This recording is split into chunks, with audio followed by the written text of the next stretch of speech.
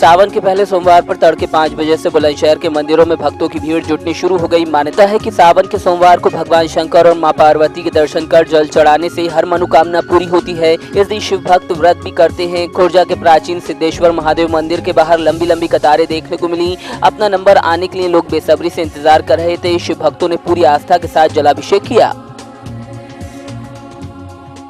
ये व्रत भोले बाबा के नाम पे अपने घर की सुख शांति के लिए और अपने घर परिवार को मतलब अच्छा उसके लिए रखा जाता है। अपनी हर उससे मनोकामना भी पूर्ण होती है। ये जो मंदिर है कितना पुराना है, क्या है? ये मंदिर 200-300 साल पुराना है और इस मंदिर की बहुत ज़्यादा मान्यता है और इस मंदिर में आने से अपनी हर मनोकामना पूर्ण होती है। इस व्रत का महत्व भोलेनाथ की पूजा करना, पार्वती मैया से आशीर्वाद लेना और परिवार गणेश जी ये शिव भोलेनाथ का जो परिवार है उनसे आशीर्वाद की मनोकामना पूर्ण होती है। यहाँ सिद्धेश्वर मंदिर कितने वर्ष पुराना है, क्या इसकी मान्यता है? सिद्धेश्वर मंदिर करीबन ऐसा होगा 600-700 साल पुराना और यहाँ स्वयं ये भोलेनाथ प्रकट हुए हैं। यहाँ किसी का लाया हुआ नहीं है, जैसे कि भोलेनाथ की जो पिंडी है यहाँ स्थापित नहीं की गई है, खुद ब खुद यहाँ पे निकले हुए हैं ये और सबकी इच्छा पूरी होती है। यहाँ पे आने के बाद कोई ऐसा नहीं है कि किसी की इच्छा पूरी नहीं हुई हो। सावन के पहले सोमवार को सिद्धार्थनगर जिले में भी शिव भक्तों की आस्था का सैलाब देखने को मिला। जिले के बासी कस्बे में कांवड़ यात्रा निकाली गई। हजारों की संख्या में महिला पुरुष कांवड़ियों ने कस्बे की राप्ती नदी से जल भरकर बौरहवा बाबा मंदिर और टेकधर बाबा मंदिर में जलाभिषेक किया। आपको बता दें कि ये कांवड़ यात्रा कस्बे में पिछले 10 सालों से सावन मास में निकलती है। इस दौरान सुरक्षा के पुख्ता इंतजाम किए गए थे। जी हर साल सावन में आज के दिन सोमवार, पहला सोमवार जब होता है तो भगवान का कांवर, भोले शंकर का कांवर उठाया जाता है और वो पूरे नगर में भ्रमण होता है और उसका समापन बाबा के मंदिर में जल चढ़ाकर किया जाता है। कितने श्रद्धालु शामिल होते हैं? कांवड़ कितने कांवड़िए शामिल? हर वर्ष निरंतर बढ़ते ही जा रहे हैं। पहले साल तो 1500 की संख्या थी, आज आपने देखा संख्या काफ़ी ज़्यादा थी और प्रशासन की व्यवस्था भी बहुत चुस्त थी। बहुत ही मौज और मस्ती के साथ अपनी जो हर प्रति साल की बात, इस साल की बात भी बहुत ही आनंद के साथ हम लोग सावन मास का ये प्रोग्राम किया गया। थोड़ी सी कमी रह गई, थोड़ी सी कमी रहेगी, बस पानी नहीं वर्षा, बारिश नहीं हुई, बस इसकी वजह से बस उससे अच्छी बारिश हुई हम लोग। सावन के पहले सोमवार को श्रद्धालुओं ने भगवान शिव का जलाभिषेक किया। बदायूं फर्रुखाबाद हाईवे पर नदबारी वजीरगंज स्थित ऐतिहासिक प्राचीन शिव भोलेनाथ मंदिर पर श्रद्धालुओं का तांता लगा रहा। कचला भागीरथी घाट से जल भरकर लाए शिव भक्तों ने यहां बम बम के जयकारों के साथ जलाभिषेक किया। शिव भोलेनाथ मंदिर पर भक्तों की लंबी कतार पूरे दिन लगी रही। हमीरपुर में घरेलू कलह एक और परिवार को निकल गई। पहले पत्नी ने फांसी लगाकर जान दी और फिर बाद में पति ने अपने 1.5 साल के बच्चे को गला दबाकर मार डाला और खुद भी फांसी लगाकर आत्महत्या कर ली। घर से बदबू आने के बाद स्थानीय लोगों ने पुलिस को सूचना दी तो मौके पर पहुंची पुलिस ने शव को कब्जे में लेकर पोस्टमार्टम के लिए भेजा। पुलिस हत्या और आत्महत्या के बीच उलझ गई है। हालांकि मौके से सुसाइड नोट बरामद होने के बाद इस मामले को आत्महत्या माना जा रहा है। यहाँ हमारी घटना हो गई परिवार के। यहाँ हमारे 3 लड़का, भतीजो, बहू और नाती, तीनों पे घटना हो गई, फांसी लगा है। तो कैसे पता चला आपको? हमारे यही बच्चा आया हो तो जानो पोस्टमार्टम करे कि ससुर का तबीयत वो हो गई तो एक्सीडेंट सुबह काल रात के बनी थी। पानी आनी पिए आओ, कई नाश्ता करे आओ, रात भर रहे हैं और एक ही बाद में आओ तो इन्हें देखो तो कूक के मायना खोले टेरत रहो, फोन लगाओ, फिर देखो तो बदबू आओ, तीसरे ने फोन करो तो हमारे। क्या लग रहा है आपको, इनकी हत्या की गई है या आत्महत्या, क्या समझ में? साहब हम कुछ नहीं बता सकता नहीं। दोनों फांसी में लटके हैं, बच्चा धरती में भीतर पड़ो है। छोटे बच्चे को किस तरीके से मारा गया, क्या लग रहा है? कैसे साहब मैंने आँख नहीं देखो आज ऐसा मारो ना मारो। देखिए आज सुबह करीब 10 बजे सूचना मिली थी पुलिस को रिश्तेदार के माध्यम से कि उनके परिजनों से उनके पिछले 2 दिनों से बात नहीं हो पा रही है। और इसी पे पुलिस यहाँ गुलाब नगर जो है थाना राज का, यहाँ मौके पे आई, थाना प्रभारी यहाँ मौके पे आए। तो यहाँ पे उनको स्मेल यहाँ पे आई है अंदर से, तो इसी पे जांच पड़ताल किया गया तो यहाँ एक पति पत्नी रहते हैं, जो पति है ब्रजेंद्र सिंह राठौर और उनकी पत्नी गीता, साथ में एक 2 साल का बच्चा उनके साथ में है। इन दोनों पति पत्नी की जो डेड बॉडी है वो फांसी के फंदे से लटकी हुई है और बच्चे की जो डेड बॉडी है वो फर्श के नीचे है।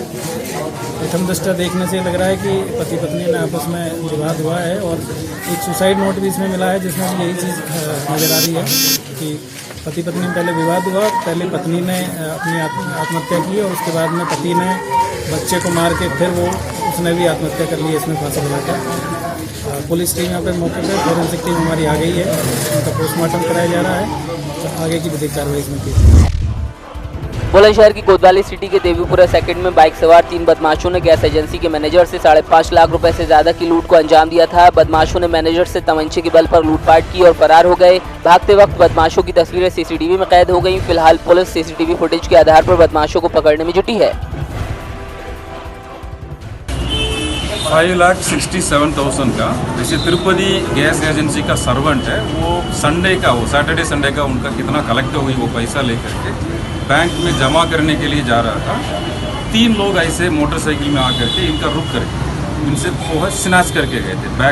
बैग में पैसा था वो स्नैच करके गए थे। अभी मैं बात करके आ रहा हूँ कि इस ओवर एंग्जियस, ऐसे इसमें कोई फायर नहीं हो गई, इनका कोई चोट नहीं है, ऐसे ही चिन करके गए थे पैसा। इनसे बात करके आ रहा है, अभी हम इसका देख रहा है। इसी एरिया में 2-3 सीसीटीवी कैमरा है, उसमें फुटेज भी मिल रहा है, उसका पूरी चेक करके जल्दी वर्कआउट करेंगे, मुलजिम का जिक्र। कन्नौज पुलिस ने संयुक्त अभियान चलाते हुए राहगीरों से लूट करने वाले अंतरजनपदीय गिरोह का भांडाफोड़ किया। गिरोह के शातिर एकजुट होकर शिकार की रेकी करते और सुनसान जगह पर लूट की घटनाओं को अंजाम देकर फरार हो जाते थे। कन्नौज तिरवा स्टेट हाईवे पर पुलिस की 3 टीमों ने संयुक्त कार्रवाई करते हुए गिरोह के सरगना समेत 5 लुटेरों को हिरासत में लिया है। 14/7/19 को नजरापुर पट्टी के पास तिरवा मेडिकल कॉलेज की स्टाफ नर्सें बिहार है, जब ये ई-रिक्शा से लौट रही थी तो इनके साथ एक लूट की घटना हुई थी, जिसमें इनका एक पर्स छीन लिया गया था।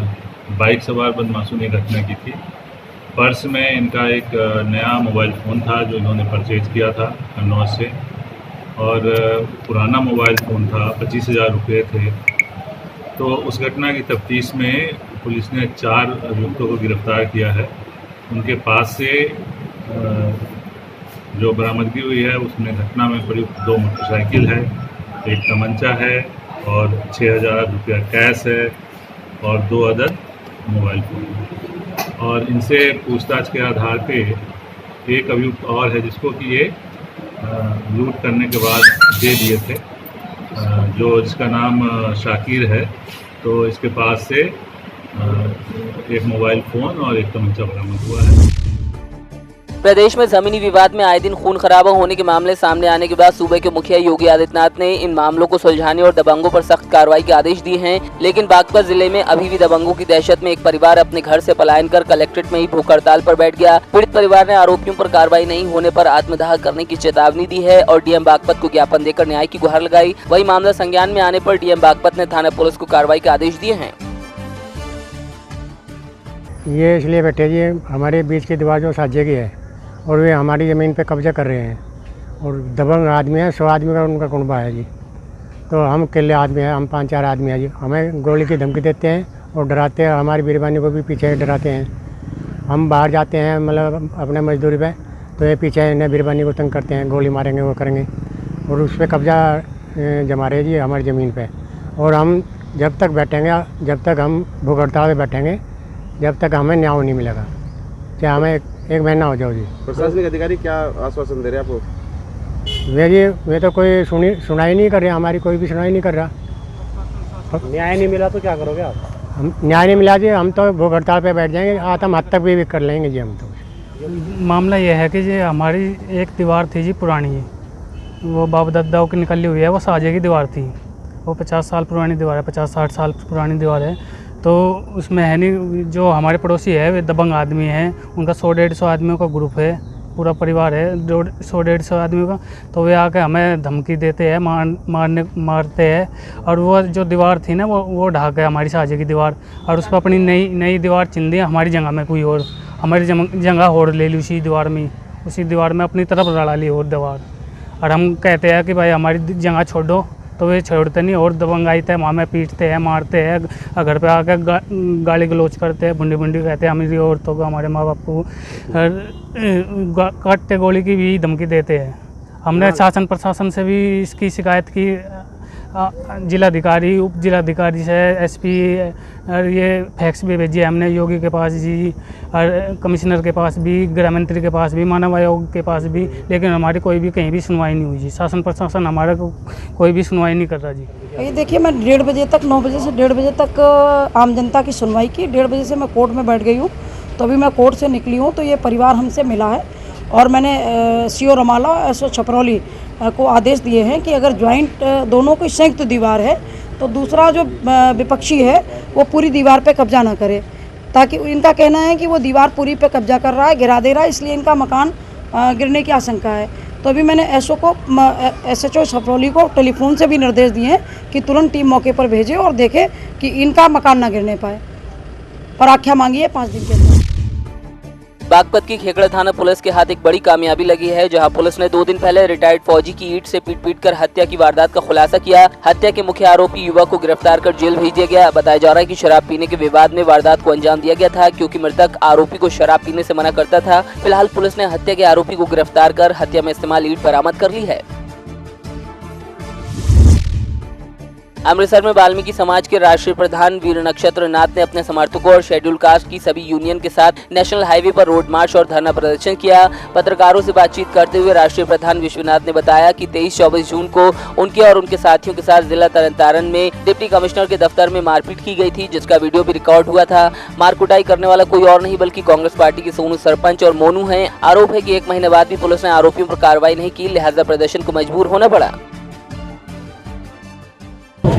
ਅੱਜ ਵਾਲਮੀਕ ਸਮਾਜ ਵੱਲੋਂ ਇੱਕ ਰੋਸ ਮਾਰਚ ਜਿਹੜਾ ਵਾ ਉਹ ਕੱਢਿਆ ਗਿਆ ਸੀ।